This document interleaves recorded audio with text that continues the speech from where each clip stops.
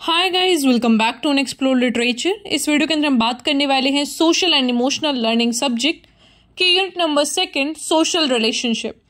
इसके unit number 1 को already upload किया जा चुका है, तो आप उसको भी चेकआउट कर सकते हैं। And if you haven't subscribe the channel तो प्लीज पहले वो भी कर लीजिए and don't forget to give your feedbacks in the comment box. Now without wasting much of your time, let's start the topic. तो हमारा फर्स्ट टॉपिक है sharing versus power.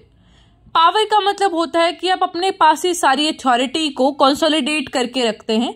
मतलब कि आपके पास ही सारा एक जो अथॉरिटी है वो रहेगा कि आपकी परमिशन के बिना कुछ नहीं हो सकता।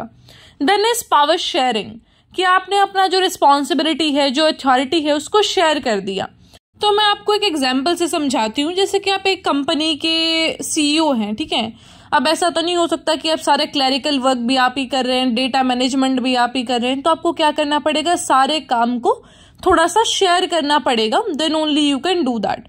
लेकिन स्टिल वहां पे एक हायरार्की होगा कि भाई मैं यहाँ पे बॉस हूँ, आप फिर मेरे नीचे काम करने वाले हैं, you are the HR, you are the art department, ये वो। मतलब वहां पे पावर का जो है वो हायरार्की है कि ये सबसे ऊपर है, फिर वो उससे नीचे एंड ऑल। तो ये कंपनी में होता है। लेकिन अगर आप एक कोऑपरेटिव की बात करें, जहाँ पे जैसे कि अमूल है, तो वहां पे क्या होता है कि अगर कंपनी का फायदा हुआ तो सब में बटेगा, और अगर नुकसान हुआ तो वो भी सबके अंदर ही डिवाइड हो जाएगा। तो इस तरीके से होता है पावर का consolidation and sharing of the power, कि ये आपका है, ये हमारा है, दैट इज आर्स। तो this is the when chart, Venn diagram बोलते हैं इसको, तो उससे आप समझ सकते हैं। फिर सबसे इंपॉर्टेंट चीज आती है कि जब भी आपको बाहर जाना है पावर रिलेशनशिप से, तो आपको क्या करना चाहिए। तो वो आप कर सकते हैं ओपन कॉन्वर्सेशन से ही। मतलब कि आपको अपनी कॉन्वर्सेशन है जो बड़ी ही ओपन रखनी पड़ेगी, आपको लोगों को समझना होगा, उनसे बात करनी होगी, तभी फिर वो पावर डायनेमिक्स वाली चीज खत्म होगी। अगर आप यही समझते रहेंगे कि मैं तो सुप्रीम हूं, ये तुच्छ लोग मुझसे क्या बात करेंगे, तो फिर वो चीज ऐसे नहीं चल पाती है। फिर वो एक हायरार्की ही बन के रह जाएगा। Then you people can not grow that way. जब आप अपने कलीग्स को, अपने साथ काम करने वालों को इज्जत से बात करेंगे, उनके साथ ओपन कॉन्वर्सेशन रखेंगे, then only you can have that एक फैमिली वाला रिलेशनशिप वहां पे। और फिर सारे लोग मिलके सारी जो कंपनी है, जो आपका ऑर्गेनाइजेशन है, उसकी ग्रोथ में काम करेंगे। मैंने एक प्रोफेशनल वे में बताया कि कंपनीज में कैसे होता है, ये आप अपनी पर्सनल लाइफ में भी देख सकते हैं। फॉर एग्जाम्पल, आप एक हस्बैंड वाइफ का कॉन्सेप्ट लेके समझ सकते हैं। If the husband will think कि भैया मैं ही पावरफुल हूँ, आप तो मेरी बीवी है and I have that dominance over you, तो फिर वो घर अच्छे से नहीं चल पाएगा। You can not even give that good manners to your kids, फिर आप उनको अच्छे से रेज नहीं कर पा रहे हैं। ऑन द अदर हैंड, अगर दोनों के पास इक्वल पावर है, दोनों अच्छे से एक दूसरे की बातें समझ रहे हैं, ओपन कॉन्वर्सेशन है, कोई प्रॉब्लम नहीं है, तो जो बच्चे हैं उनके ऊपर भी अच्छा असर पड़ेगा and the family will grow. Then next topic is value of silence and reflection.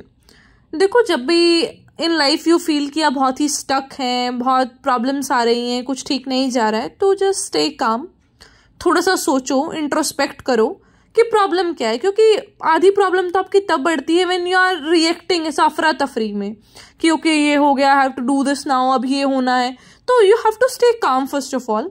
पहले आप काम रहिए, थोड़ा सा शांत बैठेंगे, तो that is what they mean by this value of silence, कि थोड़ा शांत बैठोगे तो थोड़ा सा दिमाग खुलेगा। और जब आप इंट्रोस्पेक्ट करना शुरू करोगे तो you will get to know कि इतनी बड़ी दिक्कत थी नहीं जितनी तुमने बना दिया है उसको। तो you have to understand that कि किस तरीके से चीजों पर रिएक्ट करना है, थोड़ा शांत बैठ के, and then understanding the very cause of that, कि समस्या क्या है। क्योंकि जब तक आपको प्रॉब्लम ही नहीं पता है तो आप उसका सोल्यूशन भी नहीं निकाल सकते हैं। तो सबसे पहले समझो प्रॉब्लम है क्या, कितने लेवल तक ये है कि भाई हाँ तुम अकेले निपट लोगे इससे या फिर किसी का सहारा लेना पड़ेगा। तो इस तरीके से सारी डायमेंशंस को समझो कि इसको किस तरीके से सुलझाया जा सकता है, ऐसे करा तो क्या नुकसान होगा, इस तरीके से करोगे तो क्या फायदे होंगे। तो आपको पूरा वो प्रॉफिट एंड लॉस का कॉन्सेप्ट रखना पड़ेगा। Then only you can understand कि भाई प्रॉब्लम क्या थी, किस तरीके से इसको अप्रोच किया जाना चाहिए, और कौन कौन सी डायमेंशंस हैं जो वो इसके आसपास है, and how we have to deal with that. तो ये आपका जो साइलेंस एंड रिफ्लेक्शन का टॉपिक है, इसके अंदर यही चीजें डील की जाएंगी। देखो, बहुत ही बेसिक्स है ये टॉपिक्स, इसमें आपको कुछ ऐसा थियरी लर्न करने की जरूरत नहीं है। लेकिन इस वीडियो से आपको थोड़ा सा ब्रॉडर पर्सपेक्टिव मिल जाएगा कि किस तरीके से आपको आंसर लिखना है अगर कोई क्वेश्चन आता है तो। Then the last thing is practice of mindfulness. कि थोड़ा सा अपने इनर जो कॉन्शियसनेस है, आपका जो एक इनर प्लेजर्स है, उनको इवोक करने की कोशिश करो। वो किस तरीके से होंगे जब आप खुद पे ध्यान देंगे।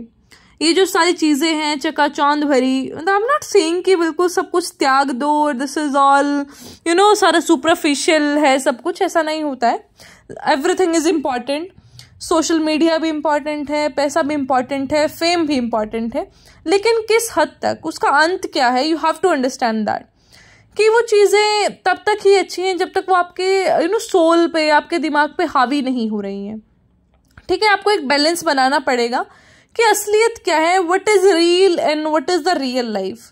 हम कई बार जब रील्स देखते हैं तो this is my personal experience, what I feel is कि मैंने ज़िंदगी में कुछ अचीव ही नहीं करा है। People have achieved so much, they have so luxuries, ठीक है, इतना कुछ, पता नहीं क्या, कौन से अंबानी के रिश्तेदार हैं वो, ठीक है, तो अलग ही उनका चल रहा होता है। तो यू फील लाइक कि यू आर द वन जिसको ज़िंदगी में कुछ मिला ही नहीं है, you are the one who is very much disadvantage.